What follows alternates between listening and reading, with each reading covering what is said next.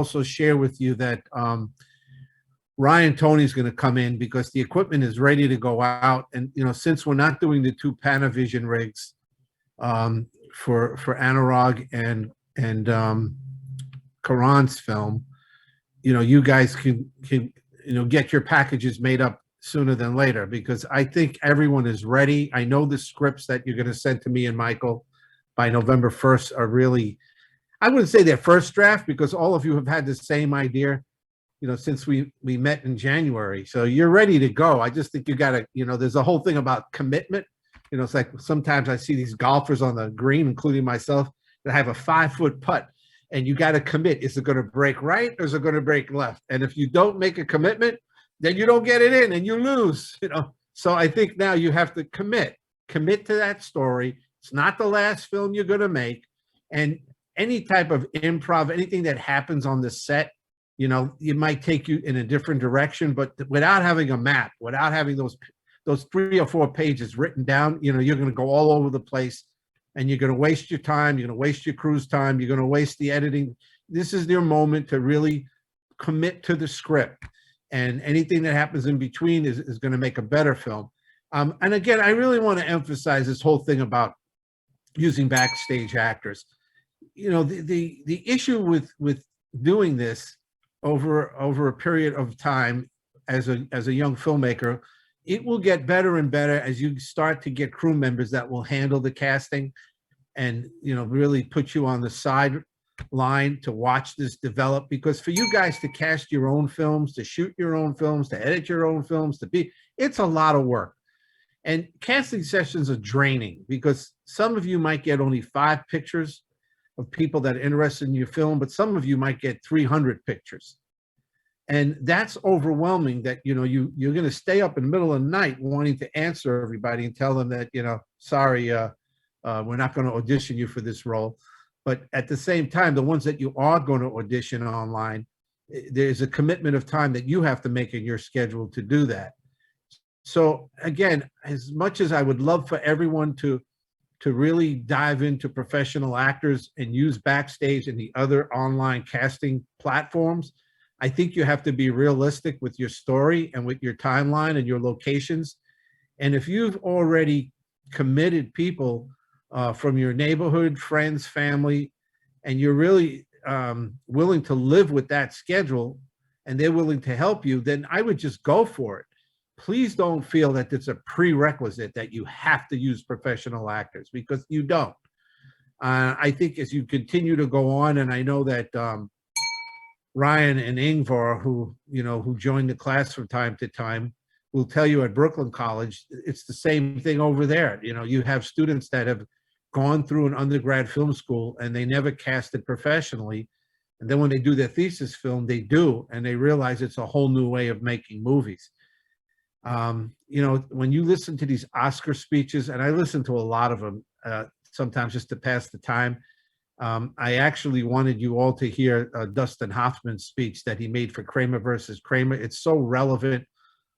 2 things are relevant. Number one, he talks about thanking the unsung heroes, which is the crew, the film and TV crews, which a lot of actors and directors and writers and editors, they don't do that. They're not humble. They thank themselves and they go on. And I just thought his speech was very moving, and it's something I did want you to hear. But more importantly, when we see Michael Chapman's body of work in that little interview that I'm going to show you, there is a scene in the movie where Al Pacino aims his gun right at the camera and shoots it.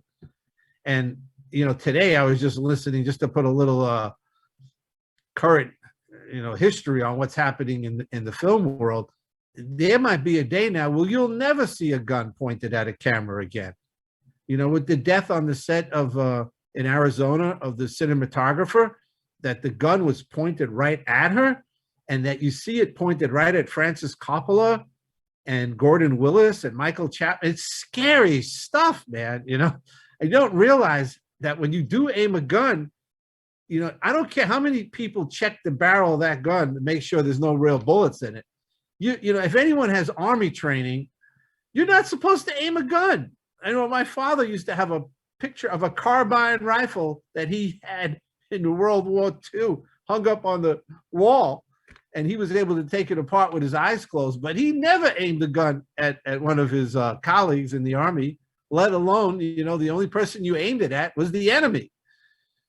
Anyway, enough of that. But has anyone been following what's going on in that? I heard, but I mean, is there any latest news? I mean, the news changes every day. I mean, one day there's no bullets, next day there's bullets.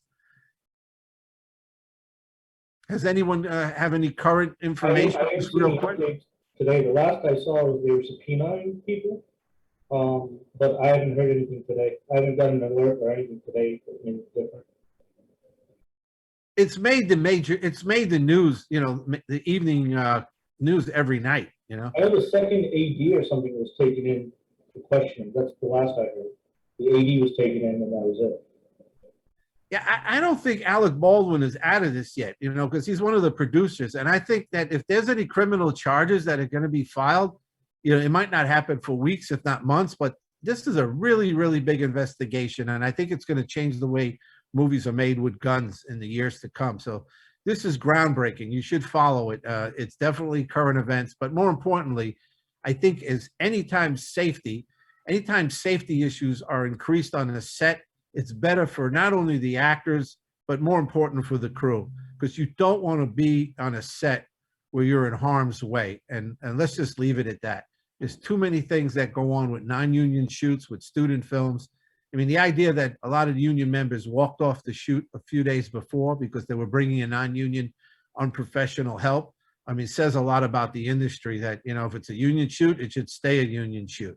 Anyway, I'm going to stop that part of this class, and I'm going to put Ryan on because, Ryan, as I mentioned to you earlier, everybody is submitting their final, I guess you could call their shooting script by Monday. So I'm giving everyone a green light. And I think more importantly, before Monday, Michael Quinn had made an effort, from New Orleans to even read your scripts.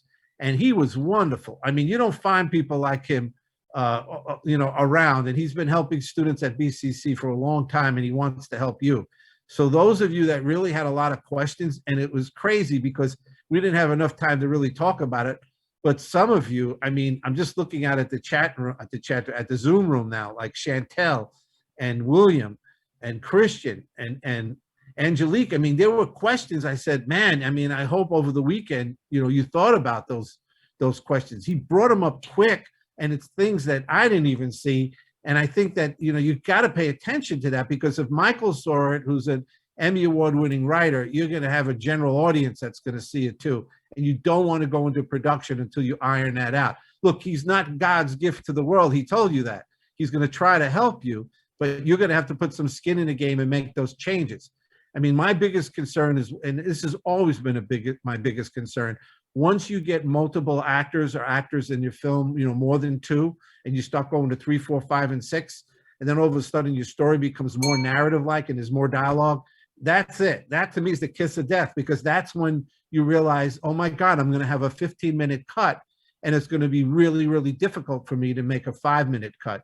And that's a problem. So let's get those problems out of the way before Ryan opens up the equipment room and gives you your equipment.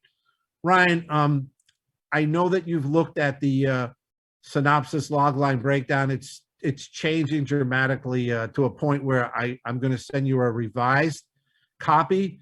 But on the equipment situation, would you talk a little bit about to the class what we spoke about getting some assistance for doing the package breakdowns? Yeah, guys. So we're about to. First of all, I'm happy that you guys are close to shooting your film, and you guys are getting close to the shooting stage. The thing is, I think I remember when we did this a while ago. Some of you guys said you weren't taking gear from campus. Some of you guys said you were taking gear from campus. If you guys could do me a solid and send me the list as well. Basically, I guess it was asking. I don't know if we could create a column to know who's taking gear, who's not taking gear in this spreadsheet, so I know who is actually doing what. But it's going to be Brian, if I could just interrupt, we're going to do better than that. The students that are using their own equipment that just need, supplemental material like maybe a light or a better mic, I'm going to have them actually do a breakdown. if they're taking absolutely nothing, we're going to add an extra column to the log line synopsis sheet, and it's going to be easy to track. You'll see the filmmaker's synopsis, and right next to it, it will tell you the amount of equipment. That's going to start right away. So I don't want to have 20 emails floating around, and we lose someone in the mix. So yes, that's a great idea. Right. So we got some students coming up and help us to get the gear ready for you guys, including myself. But I know you guys have to finish off. The biggest part of this is basically finishing off your shooting script and then also casting. It looks like this only has like I think 6 weeks left for the semester, 6-7 weeks left for the semester. I was trying to tell you guys to don't let these weeks go by, because it'll blink an eye 6 or 7 weeks would finish. Get your script finished this week. Get your casting done as soon as possible, and let's get your film shot. Now, I only work at BCC 1 day a week, which is basically mostly Thursdays. However, if you send your script to me and you say, hey, this is the idea I have for the script, or hey, this is the idea for the location of the script, do you think you could help me? And any advice anyway, I'm down to help you, because I've been shooting films for a small piece of time.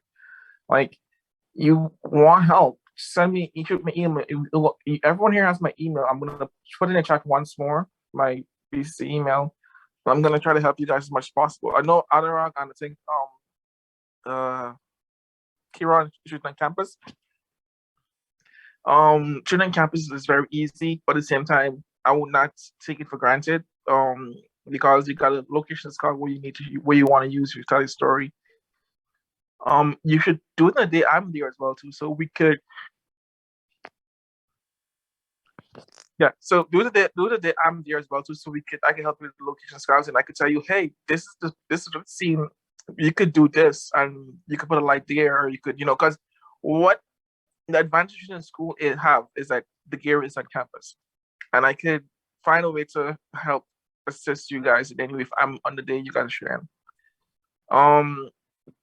For those who are shooting off campus and need gear, same thing. Send me a picture or talk to me. Use the resources you guys have, and we could create a package as soon as possible and send it out. Here's one of the biggest challenges. We only have a certain amount of cameras, certain amount of lights, we have a decent amount of tripods. You first come, first serve, basically. That's how it's gonna be. For those who are renting equipment. So we have a certain amount of lights, like I said, certain amount of cameras. If you guys finish